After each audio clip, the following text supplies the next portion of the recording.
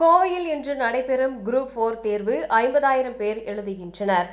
7 மாத கை குழந்தையுடன் தேர்வு எழுத வந்த இளம்பெண். கோவை மாவட்டத்தில் இன்று நடைபெறும் குரூப் 4 தேர்வை 50,000 பேர் எழுத உள்ளனர். தமிழ்நாடு அரசின் பல்வேறு துறைகளில் குரூப் 4 காலியாக உள்ள 3,935 பணியிடங்களை நிரப்புவதற்கான போட்டித் தேர்வு அரசு பணியாளர்கள் தேர்வாணையம் சார்பில் இன்று நடைபெறுகிறது. இளநிலை உதவியாளர், கிராம நிர்வாக அலுவலர் உள்ளிட்ட பணியிடங்களை நிரப்புவதற்காக நடத்தப்படும் இந்த தேர்வு எழுத மாநிலம் முழுவதும் 13 லட்சம் பேர் விண்ணப்பித்துள்ளனர்.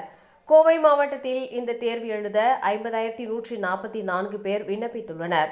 அவர்கள் தேர்வு எழுத வசதியாக 100க்கும் மேற்பட்ட தேர்வு மையங்கள் அமைக்கப்பட்டுள்ளது.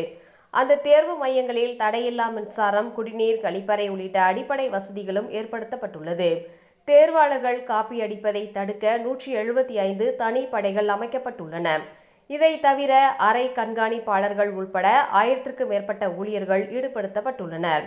இதுகுறித்து அதிகாரிகள் கூறும்போது, கோவை மாவட்டத்தில் குரூப் 4 தேர்வு எழுத 50,144 பேர் விண்ணப்பித்துள்ளனர். இதற்காக மாவட்டம் முழுவதும் தேர்வு மையங்கள் அமைக்கப்பட்டுள்ளது. தேர்வாளர்கள் தங்களுக்கு ஒதுக்கப்பட்ட தேர்வு மையங்களுக்கு காலை 9 மணிக்கு முன்னதாகவே வந்துவிட வேண்டும். தேர்வாளர்கள் காலை 8:30 மணி முதல் தேர்வு மையத்திற்குள் அனுமதிக்கப்படுவார்கள்.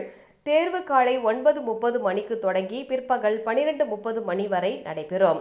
தேர்வு மையத்திற்கு 9 மணிக்கு பிறகு வருபவர்கள் அனுமதிக்கப்பட மாட்டார்கள்.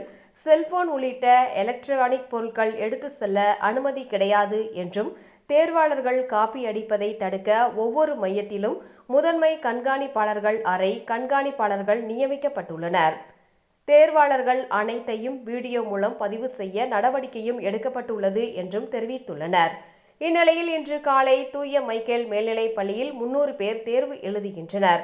அதில் 7 மாத கை குழந்தையுடன் தேர்வு எழுத வந்த ராமநாதபுரம் சுங்கம் பகுதியைச் சேர்ந்த லீஜா குழந்தையை அவரது பெற்றோரிடம் கொடுத்துவிட்டு தேர்வு எழுத சென்றார். தற்போது தேர்வு எழுத தேர்வாளர்கள் தேர்வு மையத்திற்கு சோதனைக்கு பின்னரே அனுமதித்து வருகின்றனர்.